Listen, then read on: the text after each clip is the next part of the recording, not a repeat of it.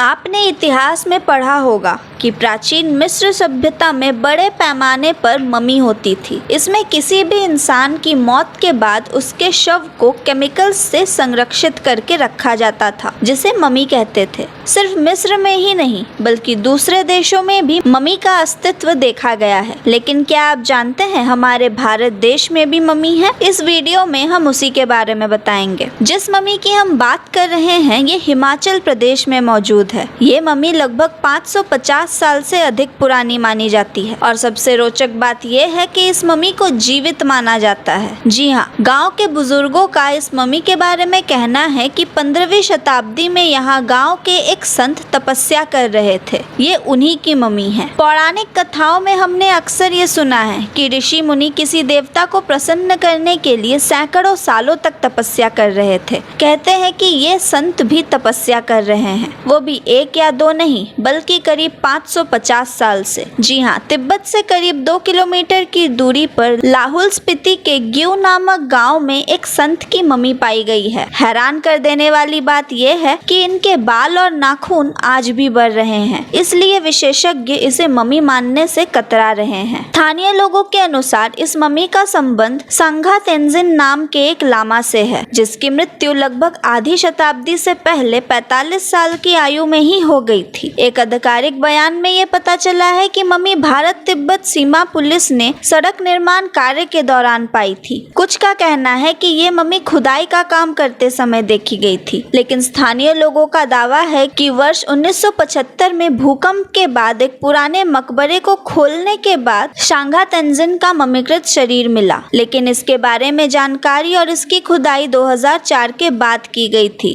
तब से पुरातत्वविदों और जिज्ञासु यात्रियों के लिए ये रुचि का विषय बना हुआ है। खुदाई के बाद से हिमाचल सरकार ने मंदिर के रखरखाव और सुरक्षा का जिम्मा संभाला है। इस मंक की संरचना मिस्र की ममी से बहुत अलग है। ऐसी कहानी प्रचलित है कि खुदाई के दौरान ममी के सिर पर कुदाल लगने से खून निकल गया था, जो कि ऐसे सामान्य तौर पर मुमकिन नहीं है। ममी की संरचना पर इस ताजा निशान को आज भी देखा जा सकता है। आपको बता दें 2009 तक ये ममी आईटीबीपी के कैंपस में ही रखी गई थी। बाद में इसे गांव में स्थापित किया गया था। इस ममी की वैज्ञानिक जांच से पता चला है कि ममी की उम्र करीब 550 साल है। वैसे तो ममी बनाने में एक खास तरह का लेप मृत शरीर पर लगाया जाता है, लेकिन ग्यू ममी पर किसी भी तरह का कोई लेप नहीं लगाया गया है। फिर भी इतने सालों से ये ममी कैसे सुरक्षित है इसका पता नहीं चल पाया। क्योंकि इस ममी के बाल और नाखून आज भी बढ़ रहे हैं, इस वजह से लोग इसे जीवित भगवान मानते हैं